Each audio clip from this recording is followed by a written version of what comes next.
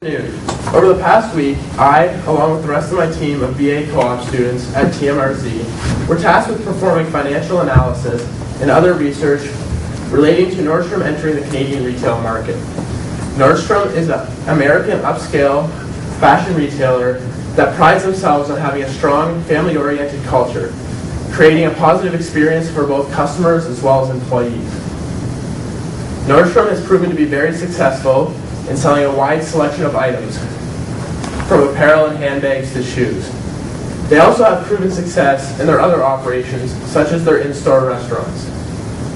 We are very excited to be a part of this project, as they will have a large effect on the retail scene in Canada, as Nordstrom is a place that the Canadian market wants to shop at. So let's get started. But before I get ahead of myself, I would first like to introduce myself as well as the rest of my team members. My name is Adam Cooperschmidt. That's Angus Cow. We got Brandon Johnny, Victor Williams, and last but not least, Henry Tang. We believe that our hard work has paid off and that the conclusions that we have come to today will prove to be a very important part of the difficult transition into Canada.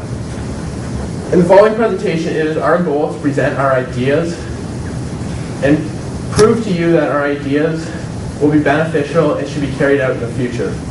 We would like to thank Karen and Ramiz for providing us this opportunity to provide our own insights and prove what a University of Waterloo co-op student is truly capable of doing. Following up on last week's meeting, the agenda for our presentation is as follows. So, the introduction, which is already done, and then we are going to start off with the design options for Shareway Gardens. This will be discussed by Brandon, Henry, Victor, and Angus, basically everyone but me. Then we're going to move right on down to an overview of the financial statements for the 2012 fiscal period. Then we will discuss the innovative recruiting methods for Calgary. This will be discussed by myself and Brandon. And then we will follow up with a summary of our main points, and this will be discussed by Angus. I will now hand it over to Brandon, who will discuss a brief overview of Shareway Gardens and the design options before we go into an in-depth analysis of the two designs. Thank you, Adam. So in January 2013, Cadillac Fairview in West Toronto began a $350 million revitalization and expansion of the Shareway Gardens shopping mall. Here are some key tenets that Shareway Gardens that Nordstrom might want to take into account. So the mall currently has 2 restaurants, including Morisco and Pickle Barrel Grand. They also have 17 fast food locations. There's also 2 department stores, which include the Bay and Sears. And also there's 1 fashion department store, which is Holt Renfrew. They're a chain of high-end Canadian department stores that specialize in luxury brands. So now we're going to specifically talk more about the Nordstrom store planned in West Toronto. So as discussed in our introduction, many Nordstrom stores in the U.S. have a restaurant. So Nordstrom is committed to offering a superior dining experience in each of their more than 200 restaurants. We were given 2 design options, Design A, which has no restaurant, and Design B, which has a restaurant on the first floor of the store. We will be using the forecasted sales and expense numbers given to us by Karen to decide which design is better. So now that we have a more general understanding of Shareway Gardens and the 2 design options, I will now give it over to Victor to discuss Design A. Thank you, Brandon. So as previously mentioned, Design A does not have a restaurant, and the 69,000 square feet on both floors would be dedicated entirely to the retail services.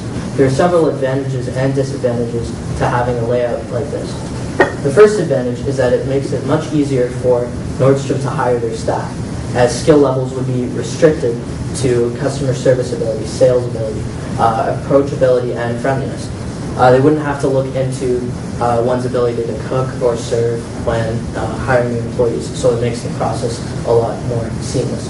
Another advantage is that Design A would have a higher net income in case sales did not meet our estimates. This means that with the entire store dedicated to retail services, we would not suffer as much of a loss if we did not meet our expectations compared to Design B, where again there would be a certain portion dedicated to the restaurant. Some disadvantages, however, are that there are lower potential earnings if sales do exceed Karen's estimates. This means that we might not necessarily suffer a loss, but if sales do exceed her estimates, we would not make as much as we would if we went with Design B. In other words, the opportunity cost for choosing Design A is a lot higher than Design B. Another disadvantage is that customers are more likely to leave earlier when a restaurant is absent. So for example, if you go into a department store, you might browse for a little bit and then pick your products, go pay for them, and then leave. However, if there was a restaurant in the store, you might feel more inclined to sit down, grab a cup of coffee, maybe a meal, and sort of replenish your strength and maybe do some more shopping after. Although this might not lead to a loss in sales, Design A does not provide the incentive to stay longer, which would result in lower sales because, again, customers would not be buying food or beverages and would not feel inclined to shop after they have their meal.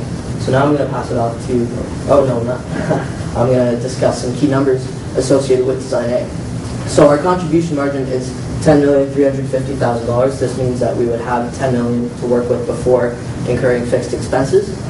Our break-even amount in sales is $24,550,000, which means that we would have to sell at least $24 million in order to incur no loss, which means that our margin of safety, or sales minus our break-even, would be $3,050,000. So we would have $3 million to work with before incurring a loss. Now I'm going to pass it off to Henry, who's going to discuss our design.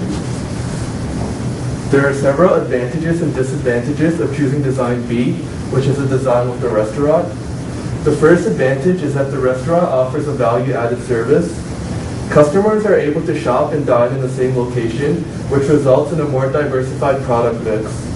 This results in slightly higher sales for the retail space portion, as customers are able to shop, take a break to get some food, and then return to shop again, which results in more items purchased. The second advantage of Design B is that there is a higher potential for earnings if sales exceed our current estimates. This is due to the higher contribution margin per square feet for the restaurant as compared to the retail space. We hope that Nordstrom will do well with the recovering economy, which would mean that Design B will become more profitable than Design A in the long run. Instead of just selling clothing, Nordstrom would also be complementing its income with additional restaurant revenues. So that means that instead of selling clothing, bags, and shoes, we would also be offering coffee, food, and other beverages to refresh our shoppers as they continue on their day. Even though there are numerous advantages of Design B, there are still several disadvantages with the restaurant. The first disadvantage is that we will have less retail space to offer to shoppers. Due to the size of the restaurant, between 2,500 square feet to 3,500 square feet of the first floor will be used for the restaurant. And as a result, we would be able to offer fewer designs and thus fewer sales staff and less capacity for the shoppers.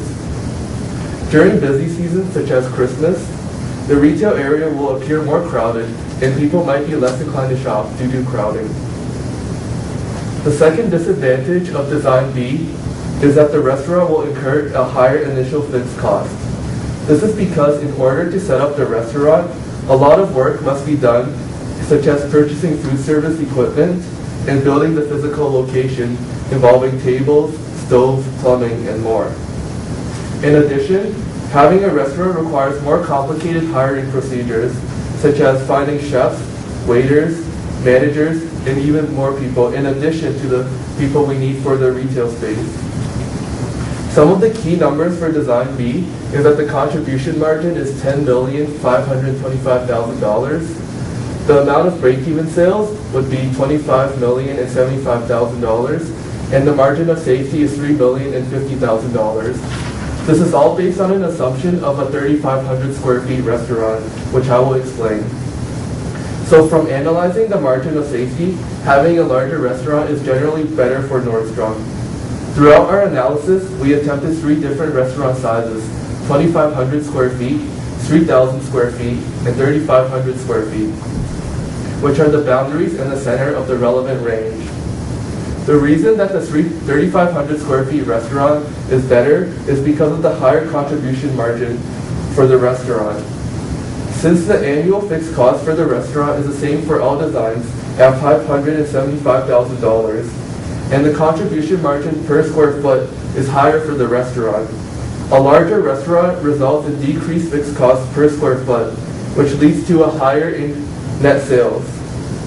Now that we have discussed each design in more detail, Angus will compare the two and discuss which option is a better choice. Thank you, Henry. So you might have gotten the feeling from our descriptions of Design A and Design B that we're leaning a little bit more towards Design B, but let me break it down to you exactly how we came to that conclusion.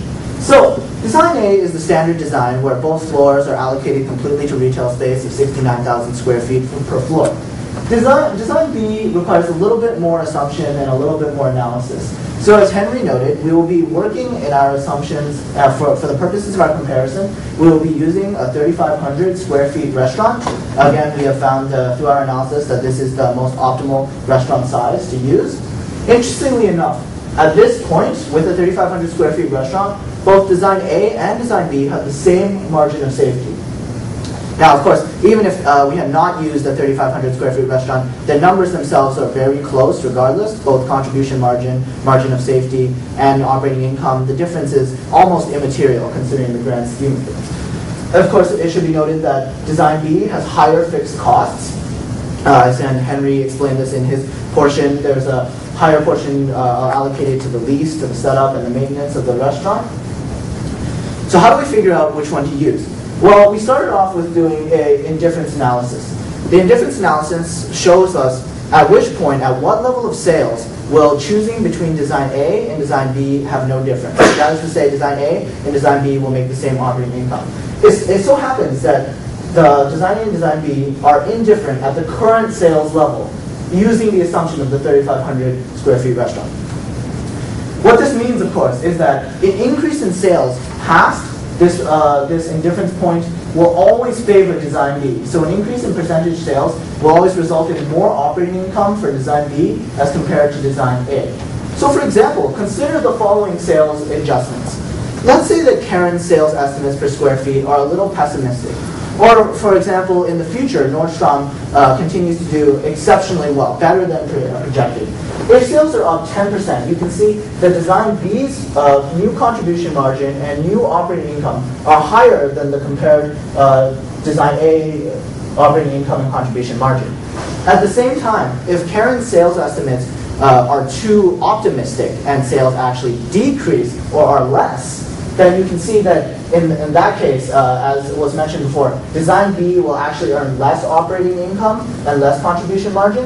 And if you were ever to incur a net loss, Design B would be the one that loses more money for you than Design A. Next slide, please. Of course, what this means is that our team is very forward-thinking. We expect that Nordstrom will be able to do well in Canada. We absolutely believe that with the recovering economy, and the influx, the increase in consumer spending, the sales estimates will be exceeded in the future, even if they are just met at the moment.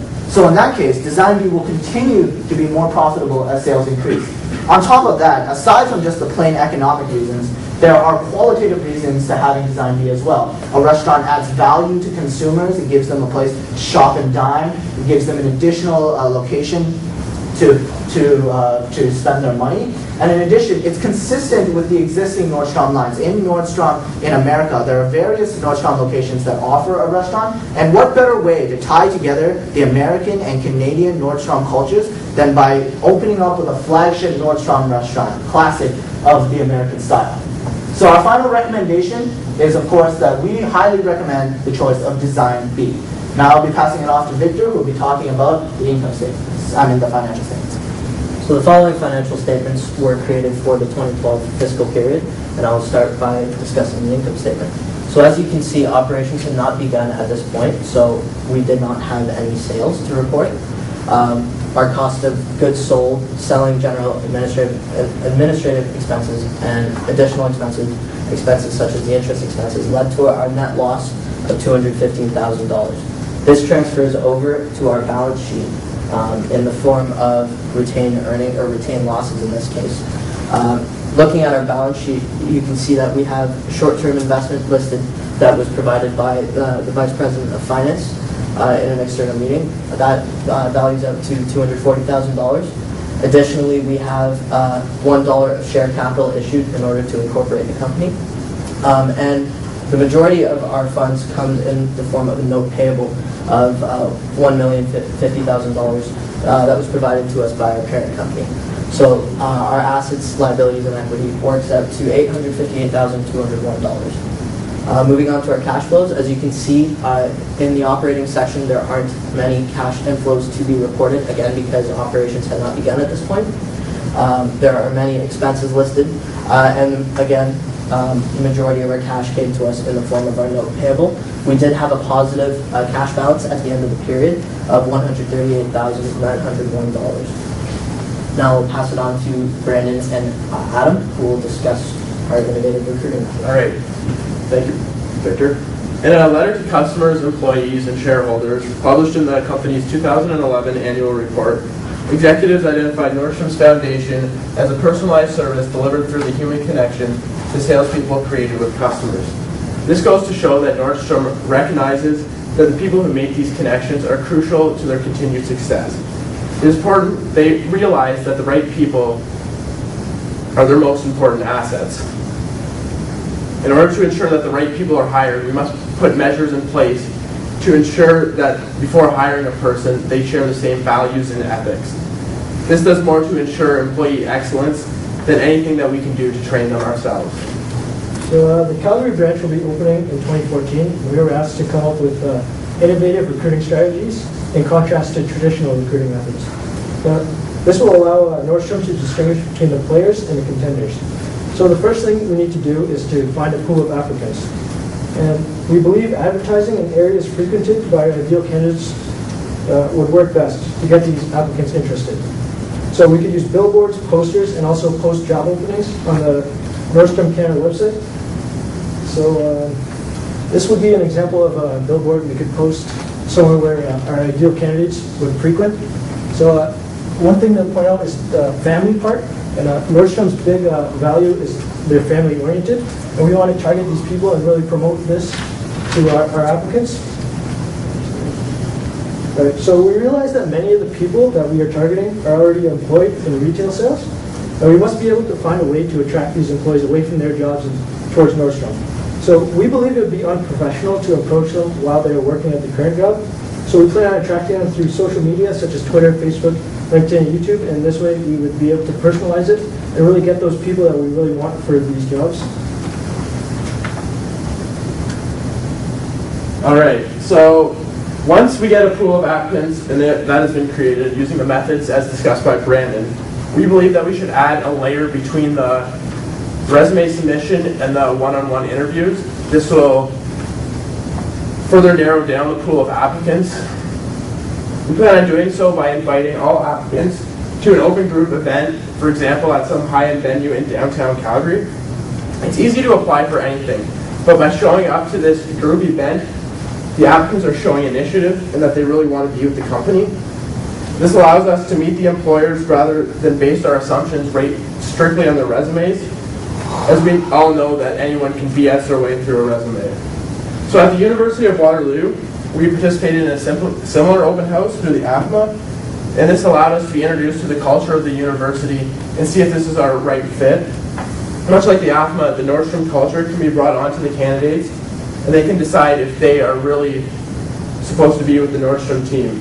This strategy would also enable us to see how they interact in group settings.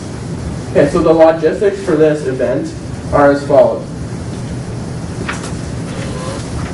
So we have them to sign in, give them a name tag, all that jazz. And then we're planning on playing a short informative video conveying and introducing the Nordstrom culture to the potential employees. Afterwards, we plan on having a networking session whereby we feel that it would be highly valuable to arrange some of the US Nordstrom employees to come and mingle with the employees and talk to the applicants and reinforce the culture once again. And then based on their characters and social skills developed, we plan on offering the employees one-on-one interviews. So every store needs part-time workers to be successful. These workers are there for flexible hours, work during busy times and during weekends. For the most part, most of the part-time workers are students, and we really want to earn some money while studying. So we really want to get these students to come work for us because a lot of our target market is a younger generation, and we want those workers to really give advice to them for what to buy. So our next innovative recruiting method is tailored towards attracting students. Our idea is to attend local universities and colleges and run competitions that simulate the Nordstrom store floor. We would have recruiters act as customers with unique and specific personalities, and through that we'd find competitors that best interacted with these pretend customers. This competition is designed to help determine interpersonal qualities of the competitors. One of Nordstrom's biggest values is their competitiveness. This helps drive employees to work their best and really promote sales. So we feel this competition really shows the people who would fit into the values at Nordstrom, and what better way to display a competitive nature than through a competition. So through this, the winners will get prizes such as expense paid trip or Nordstrom products to really promote the company. Also, winners and handpicked contestants that we really feel would fit into the company, they would be offered interviews for the job openings at Nordstrom. So we really feel our innovative recruiting methods will be successful in getting the right applicants to become part of the Nordstrom family, and we hope they will be implemented. Well, I'll now hand it over to Angus to wrap it all up. Thank you. So we are now approaching the end of our presentation today.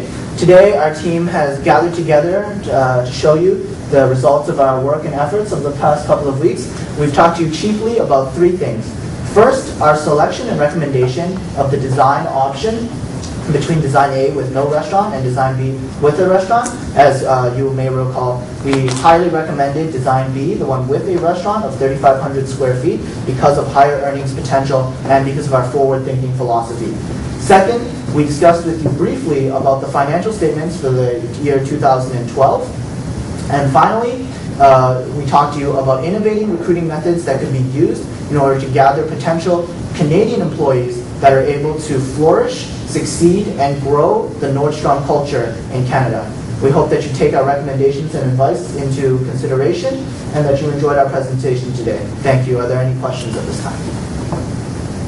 Questions?